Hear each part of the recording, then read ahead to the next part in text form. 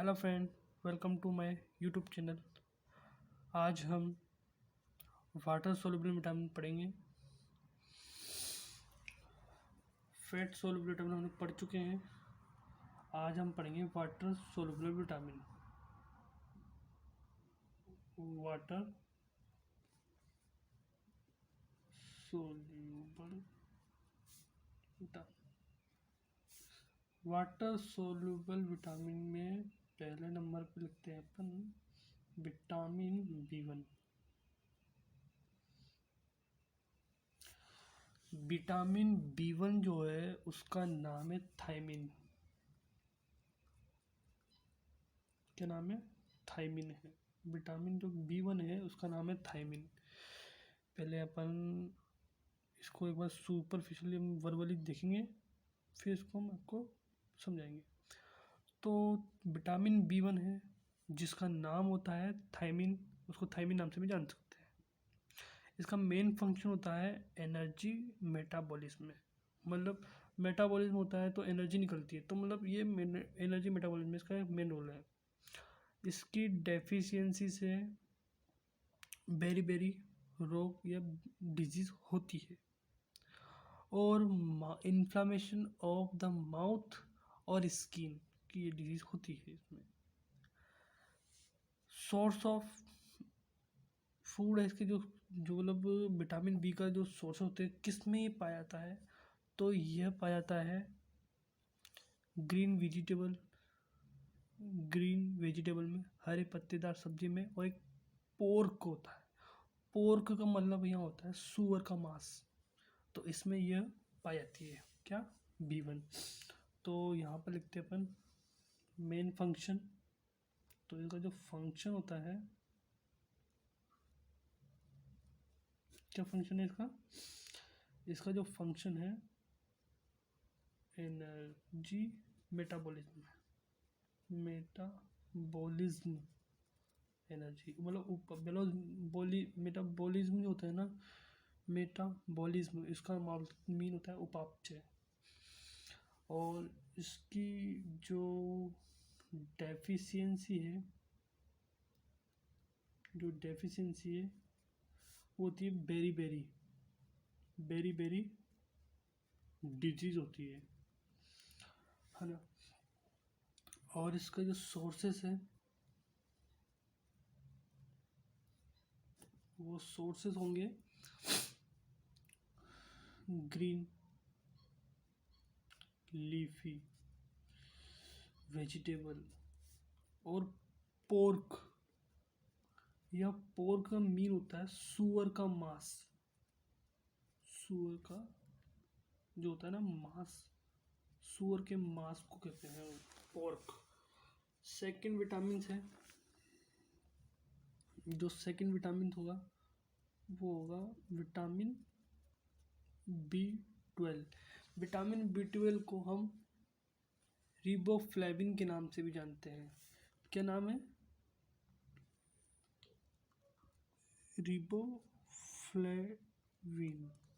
Riboflavin के नाम से जानते हैं। इसका भी मेन फंक्शन यही है कि एनर्जी मेटाबॉलिज्म में होता है। एनर्जी मेटाबॉलिज्म में इसकी कमी हो जाए तो दो डिजीज कोज करता है। एक तो करता है ग्लोसाइटिस को, और दूसरी होती है चिलोसिस। अब आपको हम बताते हैं ये ग्लोसाइटिस क्या होता है। ग्लोसाइटिस का मतलब होता है इन्फ्लामेशन ऑफ टंग। टंग जो होती है ना हमारी जीभ, उसका इन्फेक्शन या इन्फ्लामेशन हो जाता है। जबकि चिलोसिस का मतलब होता है, आपने देखा होगा मोस्टली जो पर्सन होते हैं, तो ये जो माउथ है ना, अपने माउथ की जो साइड है, दोनों साइड है, बोथ ऑफ साइड, वहाँ क्या होता है इन्फेक्शन हो जाता है, उससे ही बोलते हैं चिलियोसिस।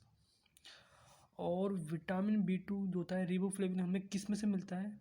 ग्रीन लीफी वेजिटेबल से, मिल्क से, एग से और मीट से मिलता है। तो फंक्शन देखते हैं इसके पहले। फंक्शन होता है सेम एज जो विटामिन B1 में था, इसका भी वही फंक्शन है, एनर्जी मेटाबॉलिज्म में। वेल, और डेफिशिएंसी की बात करें तो क्या डेफिशिएंसी होने के बाद क्या डिजीज कोज करेगा ये, तो ये करेगा, पहला है ग्लोसाइटिस, दूसरे नंबर पे है चिलोसिस, और सोर्सेज है तो ग्रीन वेजिटेबल है, और एग है, मीट है, मिल्क है, ईटीसी। तीसरे नंबर पे जो विटामिन्स होगा हमारा वो होगा विटामिन B3, जिसे हम नियासिन भी बोल सकते हैं, नियासिन। इसका जो मेन फंक्शन होगा सेम एज वही होगा, एनर्जी मेटाबॉलिज्म, एनर्जी मेटाबॉलिज्म ही होगा। इसकी डेफिशिएंसी की बात करें तो इसकी डेफिशिएंसी का मतलब होता है प्लेक्रा, इसकी कमी के कारण प्लेक्रा जैसी डिजीज होती है। हम बोले तो ये जो प्लेक्रा होता है एक स्किन की डिजीज होती है, स्किन इन्फेक्शंस, इसका मतलब होता है स्किन का इन्फेक्शन होना। तो अगर मान के चलना इसकी ज़्यादा अधिकता होगी ना विटामिन B3, बोले तो नियासिन की टॉक्सिसिटी, टॉक्सिसिटी बोल सकते हैं अपन, तो liver damage, liver damage, liver damage हो सकता है। और इसका जो सोर्सेस जो होता है ना, प्रोटीन रिच डाइट, सोर, तो rich protein, rich rich protein diet होगी, rich protein diet. Second vitamin होगा विटामिन, सेकंड विटामिन है विटामिन कौन सा है, B5, जिसे हम पेंटोथेनिक एसिड के नाम से जानते हैं, पेंटोथेनिक एसिड के नाम से भी जानते हैं, मतलब विटामिन B5 को पेंटोथेनिक एसिड के नाम से भी जानते हैं। इसका जो मेन रोल होता है ना B5 या पेंटोथेनिक एसिड का, प्रोटीन फैट कार्बोहाइड्रेट के मेटाबॉलिज्म में, किस में होता है फंक्शन इसका,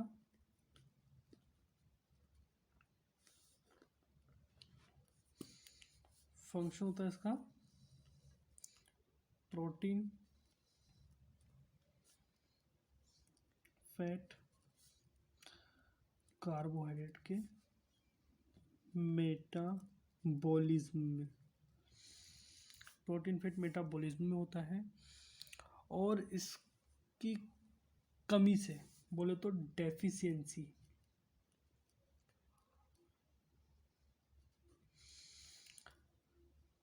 टिंगलिंग सेंसेशन या पैरेस्थेसिया, इसका मतलब ये होता है एक तरह के हाथों में झंझनाहट होना।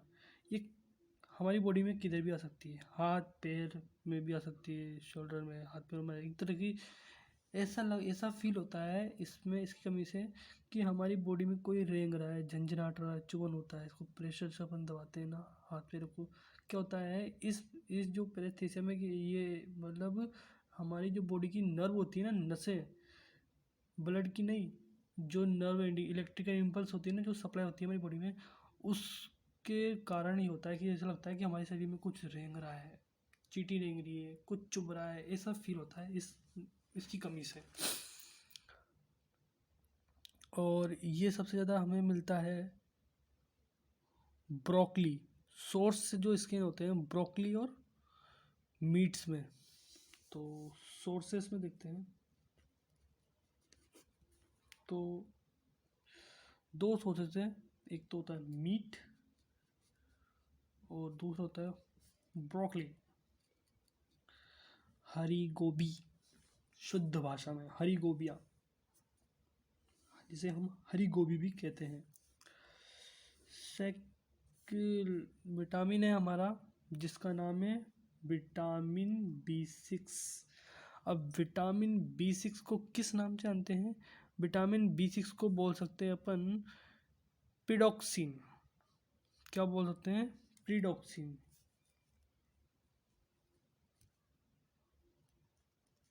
पिडॉक्सिन के नाम से भी जानते हैं इसको, मतलब विटामिन B6 को पिडॉक्सिन के नाम से भी जानते हैं।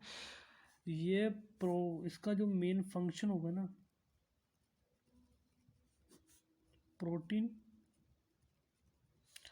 और फैट के मेटाबॉलिज्म में हेल्प करता है।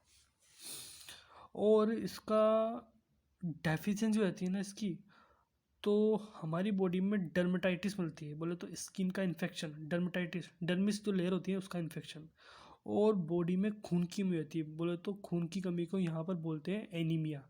बॉडी के अंदर जब खून की कमी हो जाती है तो उसे एनीमिया बोलते हैं। और कन्वर्जन, बोले तो बॉडी में झटके आएंगे, कन्वर्जन आएंगे, झटके।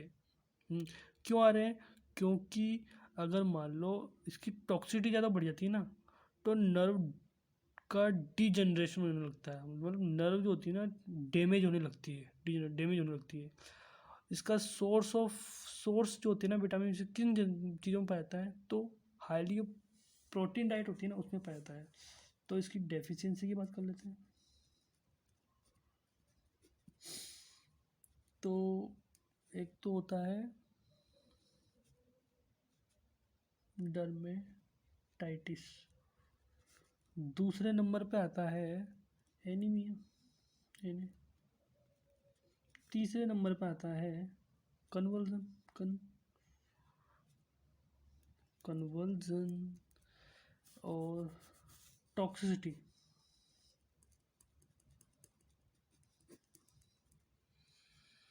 वो होगा नर्व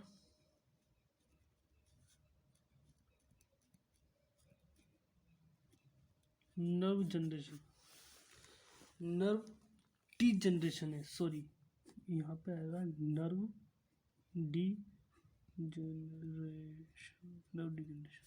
अपनी नर्व डी जनरेशन का मतलब समझते हो? इसका मतलब होता है नर्व का डैमेज होना, डिजनरेट हो रही हो।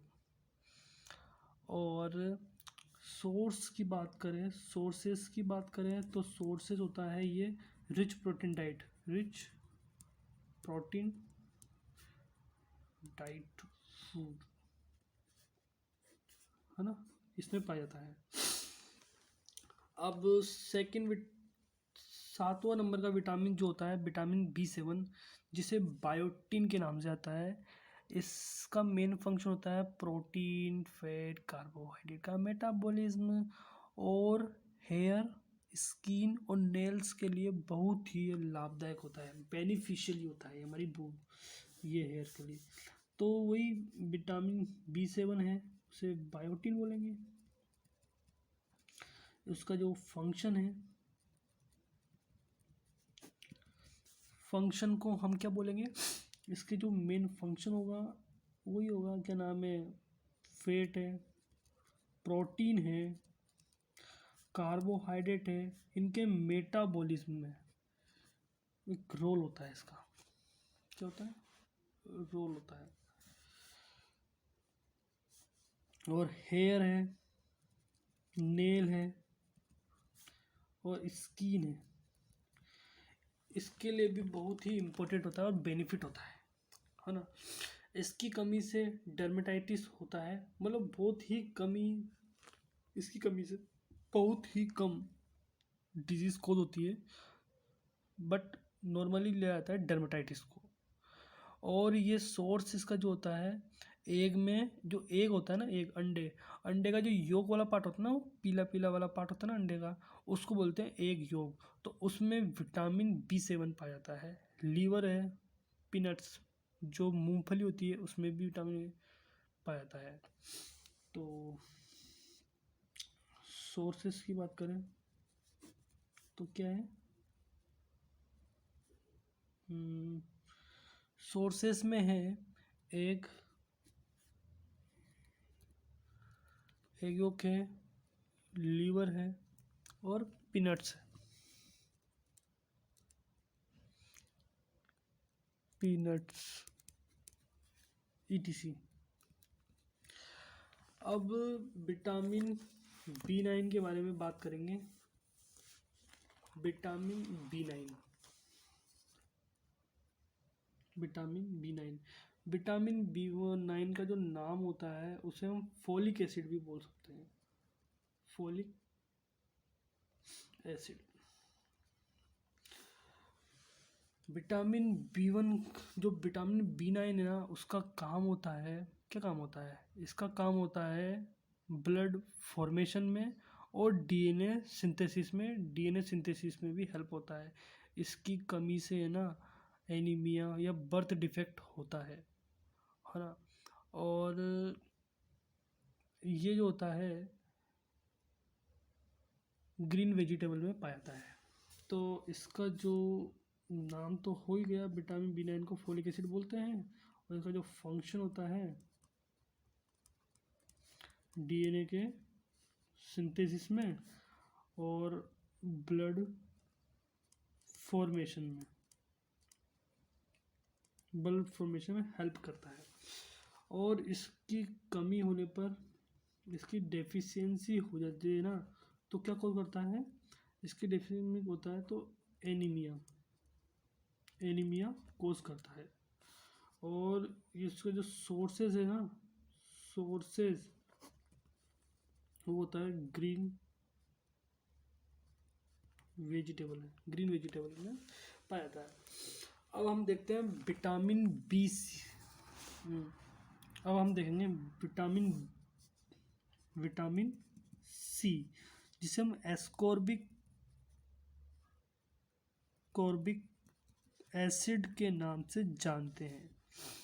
एस्कॉर्बिक, इसका जो मेन फंक्शन होता है ना, वो एंटीऑक्सीडेंट में क्या होता है, एंटीऑक्सीडेंट में और कोलेजन फाइबर्स के सिंथेसिस में और इम्यूनिटी के फंक्शन में, मतलब इम्यूनिटी को ग्रोथ कराने में बहुत ही इंपॉर्टेंट होता है। इसकी कमी से स्कर्वी डिजीज हो सकती है और इसकी टॉक्सिटी, ज़्यादा डोज लेते हैं तो डायरिया हो सकता है। फ्रूट और वेजिटेबल में पाया जाता है। तो इसका जो मेन फंक्शन होता है एंटीऑक्सीडेंट में पाया जाता है और कोलेजन के सिंथेसिस में और इम्यून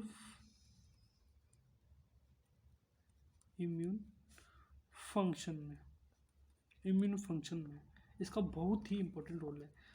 और इसकी डेफिशिएंसी हो जाए, अगर इसकी कमी हो जाए ना, तो भाई स्कर्वी डिजीज कोज करती है। और इसकी टॉक्सिसिटी हो जाती है, मतलब इसकी जो अधिकता हो जाती है, इसकी डोज अधिकता हो जाती है, तो इसकी जो डोज बोले तो टॉक्सिसिटी, इसकी टॉक्सिसिटी में डायरिया, क्या होता है, डायरिया हो जाता है। और इसका जो सोर्सेज है, इसके सोर्सेज में तो आपको पता ही है, फ्रूट्स होंगे और फ्रूट्स के बाद वेजिटेबल्स होंगे। इनमें विटामिन बी, जो एस्कॉर्बिक एसिड है, वो पाया जाता है। आज हमने विटामिन बी कॉम्प्लेक्स और विटामिन सी को कंप्लीट पढ़ चुके हैं। जो हमारी नेक्स्ट क्लास होगी वो प्रोटीन बोले तो मैक्रोन्यूट्रिएंट में होगी, जिसमें हम प्रोटीन, फैट और कार्बोहाइड्रेट में बारे में कुछ शॉर्ट में थोड़ा पढ़ेंगे, उनको भी समझेंगे कि क्या होते हैं वो, और हमारी बॉडी में क्या रोल होता है, उनका क्या फंक्शन होता है, वो सब पढ़ेंगे। अगर आपको हमारी ये वीडियो अच्छी लगी तो प्लीज़ लाइक शेयर सब्सक्राइब करें और प्लीज़ कमेंट